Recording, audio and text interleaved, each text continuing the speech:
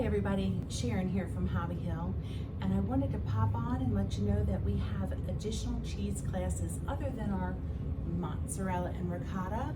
We are making queso in the store today. Now, queso cheese is simply a cheese that has a starter and also has rennet to break down that curd. Now, we've gone ahead and we have heated our milk with our proper ingredients in there, and now it's time to drain our curds.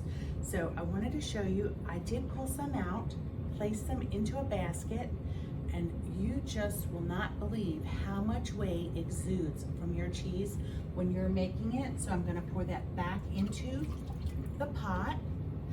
Whey is a good protein source, so you definitely want to save that and feed that either to your livestock, pour it onto your blueberries or your tomato plants, maybe about a half a cup with each feeding, and then that's an additional protein source, or you can consume that yourself. All right, so these are my curds right here. They have got to be drained, okay? So I'm just gonna ladle them out. You can continue to do it this way with a slotted spoon, or you can maybe take a shortcut and grab a basket right here, dip your entire basket in, and then they come in here with the whey draining out, okay? And then just pick up the last little bit that you've missed, okay?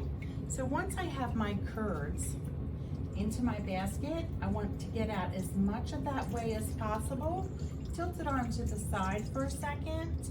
That'll drain even quicker. I'm going to use a product called cheese salt, which is salt that is non-iodized. I'm gonna salt my curds, and then I'm gonna put in some chilies to my cheese. So when I press it, I have my cheese press right here.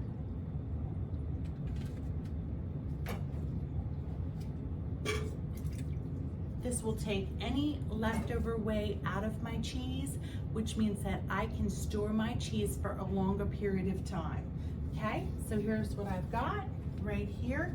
These are gonna be my curds. And just so that you can see right here, I'm gonna put them back into the bowl, add in my cheese salt right there. I'll send this over this way. These are gonna be my chilies, and you can use jalapenos, you can use chilies that are canned. Give it a quick rough chop.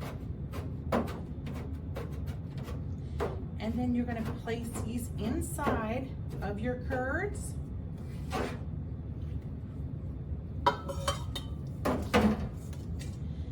Go ahead and do a little mix through right there, because you'd like that chili to be throughout your cheese. Remember, this is just curds right now. The salt is what gives it the flavor, and the chilies give them the flavor, okay? I have a cheese press here from cheesemaking.com. I will set it up properly.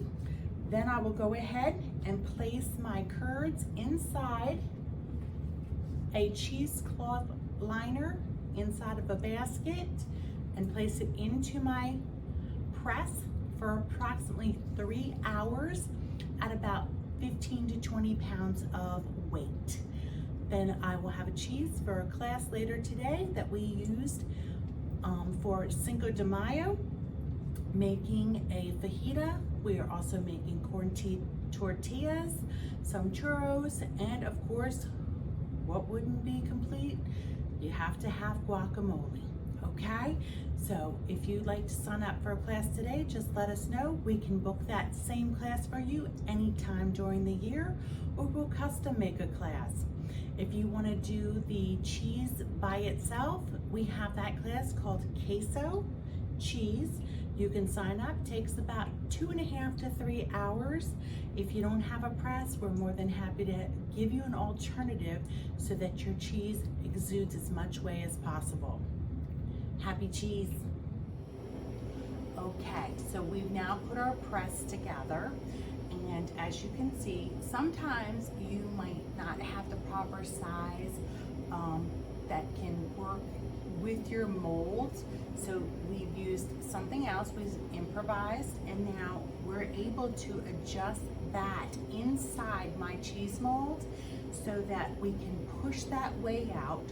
We're working with close to the 15 pounds of weight. As you can see, we have some of our whey is draining, and if you want to see, there is so much whey in your 1 gallon of milk that you've used. There's 3/4 of a gallon of whey that comes out of your cheese. This is a very important source of protein, so you definitely want to keep that, okay? May not look the prettiest, but it is, and it may not look appealing to drink, but it is well worth the protein. You can also soak beans in that. You can place it, like I said, in your garden on top of any acidic loving plant, your tomatoes, your blueberries. So what we've got right there is the setup, but I can also use one of these inside to take the place where the can is at if I had a larger size cheese mold.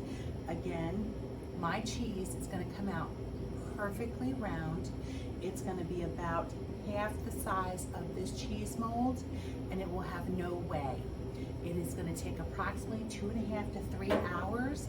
If I see that the weight starts to creep down to 0, I can then go ahead and adjust by just pushing down and adjusting my weights.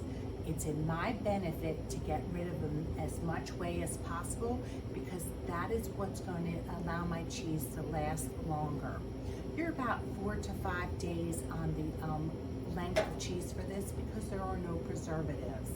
But I definitely think you can make a great dish.